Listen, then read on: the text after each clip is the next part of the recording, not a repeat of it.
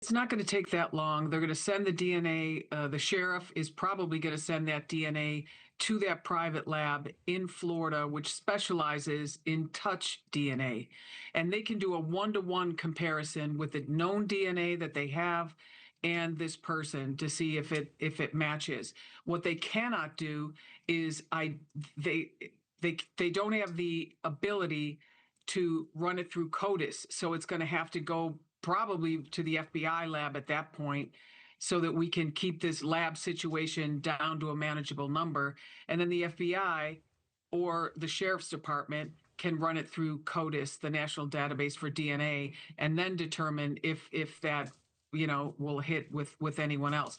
But the DNA sample that the FBI is or that the private lab is in possession of, if they have sent it back to the lab to the sheriff already, it's already in CODIS. If they haven't, then they're going to have to send it back to the sheriff or to the FBI to get it uploaded into CODIS and then compared.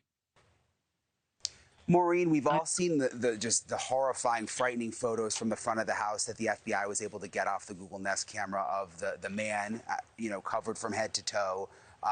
Do you think, and I've thought a lot about this, do you think someone else involved, and I don't mean just someone else to plan this thing, I mean someone else who was actually at the house that night and also went into the house to kidnap Nancy? Well, obviously we're not sure, but I would say I would say it's probably likely there was someone driving the car. And the car could have been right there in the driveway. It could have been halfway through the circle driveway. We don't have the entire video. I'm sure the FBI has much more video. Did this person attempt to open the front door here? Did they have a key to the front door?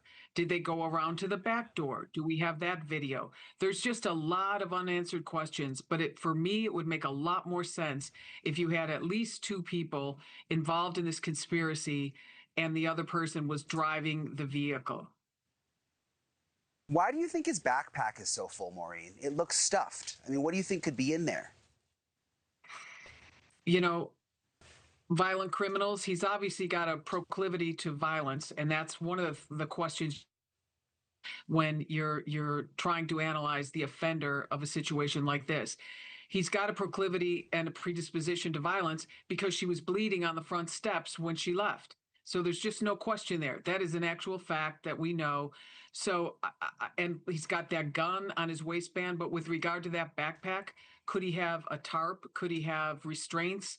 Could he have tape?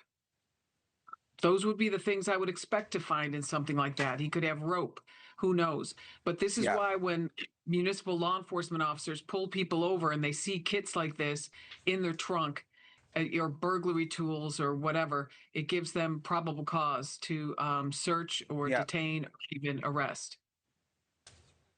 And just real quick, Maureen, there's something I learned about that hasn't been reported yet. We saw a helicopter very low over Nancy's house and in the surrounding area the other day, and I'm told there was something called a signal sniffer on one of the skids of the helicopter, a very, very small box, like less than 7 inches long, that could actually detect Nancy's pacemaker. And again, I have not heard this reported before, but we were able to confirm it. And it just made me think about all the technology that the FBI is likely using now that we don't know about. I mean, is there AI involved? What else do you think other tools they may be using that we just don't know? They'll be using every tool we have to try to bring Nancy home. With regard to this particular tool, I don't know. But I do know that the pacemaker sends off a very short distance alert or whatever. So they're going to have to get really close. How close were they to the ground?